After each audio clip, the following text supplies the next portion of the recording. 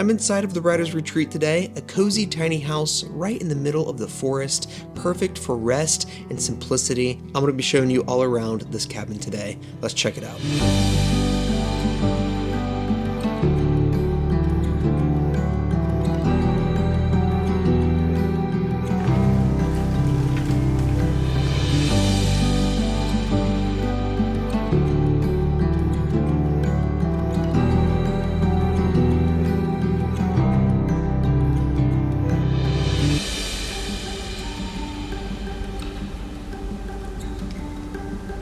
Welcome back to the channel, everybody. Different scenery today. I'm sitting inside, illuminated by this huge glass window inside of the writer's cabin because it is pouring rain outside this morning.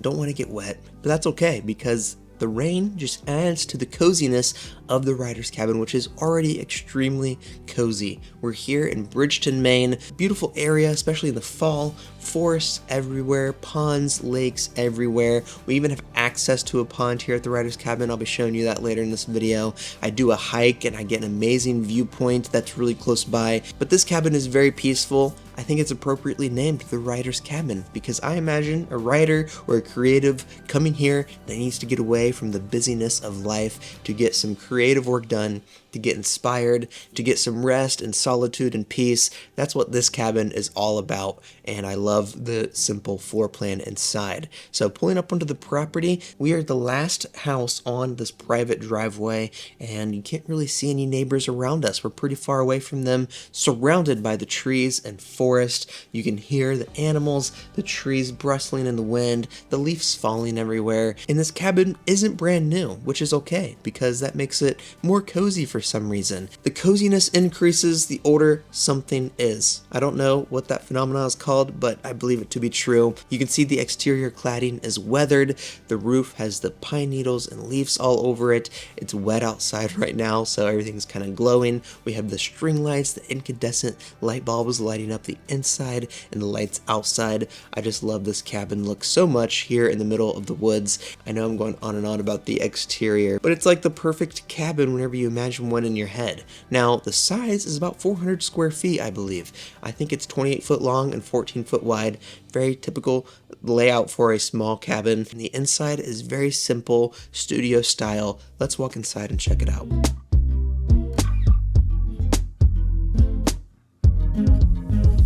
As we walk inside, furnishing your space can either make or break your home or tiny house, which leads me to today's sponsor, Wayfair. Wayfair is one of the world's largest destinations for homes, offering furnishing, decor, hardware, you name it, whatever your budget is, they have it. I use Wayfair all the time, decorating my home, decorating this office. There's a lot of Wayfair products in here. And right now, their Black Friday early access event is going on. It ends November 9th. What can you get? Well, their area rugs are up to 70% off. These two rugs I used in my office, I bought off Wayfair. Hardware up to 50%. I bought this exact entry set for my tiny house yesterday because of this deal. Right after this event, starting November 10th through November 19th, is early Black Friday. They have deals like curtains and drapes, 50% off. These ones in my office really set the tone for this dark academia aesthetic in here.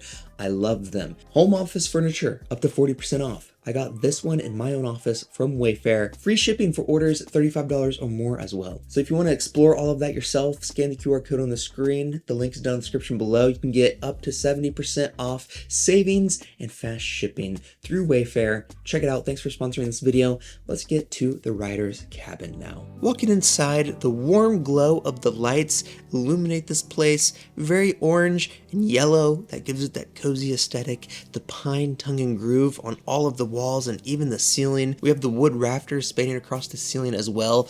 All of that adds to this cabin aesthetic and makes it really cozy.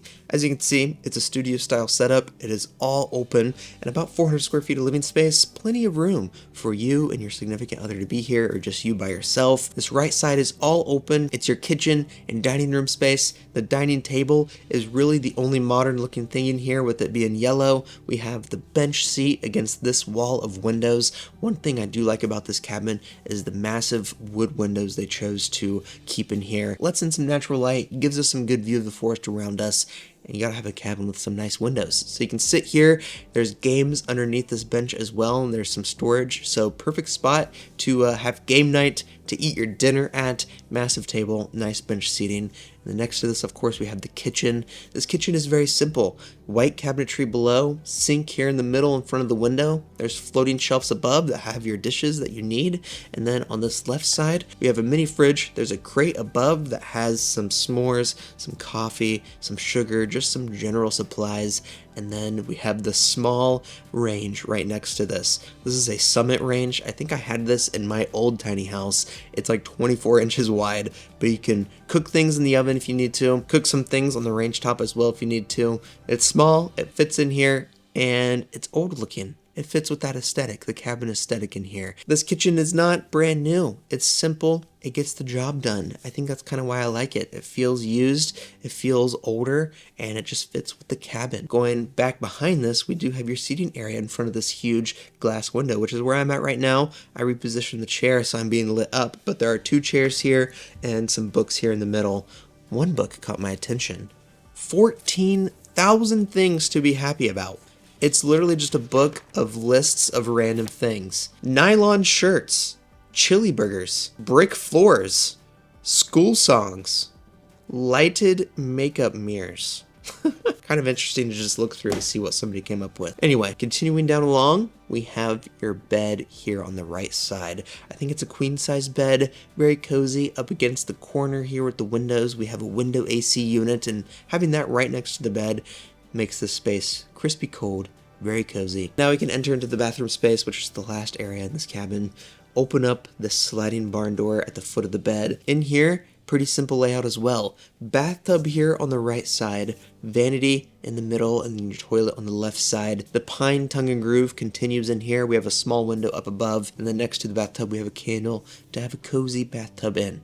Now, you might be wondering, where's the shower? I've never seen a bathroom that only has a bathtub with no shower. That is outside. So we can walk outside now.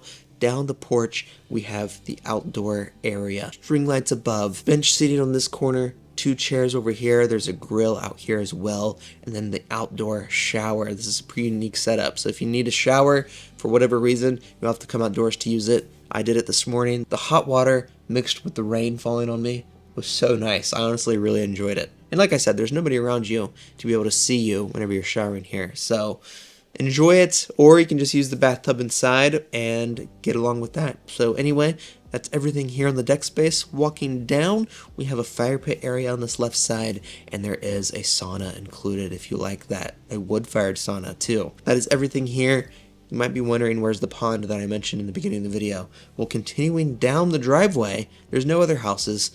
All the way at the end, we make it to the pond. There is a dock out here, there's kayaks out here, and you can come out here, swim if you want, you can kayak if you want. It's a decently sized pond, and the water's pretty clear. If I'm standing up here, you can see the bottom of it. If you're looking for something to do outside of the cabin, well, there's a hike close by at Camp Micah. It's like less than 10 minutes from here. I hiked up Bald Plate Mountain.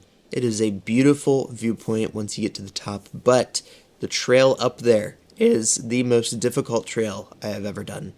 I made it. How long did it take? Let's see. 0.8 miles. It took me 32 minutes. This might be the hardest hike I've ever done in just sheer path. It is 45 degrees uphill the whole time. It's like climbing the Stairmaster, literally. I quit filming like halfway through because there's no way I'm filming, running back down, climbing back up just for the shot. I'm beat. Beautiful viewpoints at the top. It's this rock mountain.